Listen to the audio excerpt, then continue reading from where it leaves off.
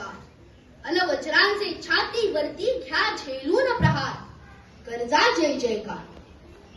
ओळखलत का मला? मी आहे मराठी भाषेचा अभिमान असलेला कवी कुसुमाग्र. माझं खरं नाव आहे विष्णू वामन शिरवाडकर. मी माझ्या लेखनातून स्वातंत्र्य, मानवता आणि सामाजिक न्याय यांचा संदेश दिला.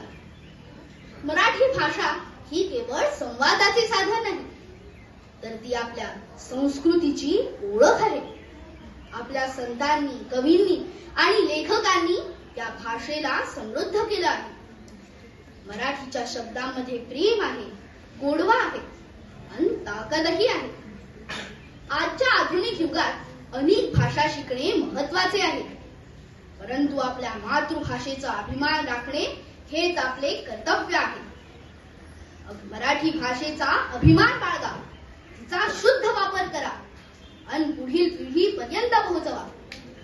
चला तर मग आपण सर्वजण मराठी भाषा जपूया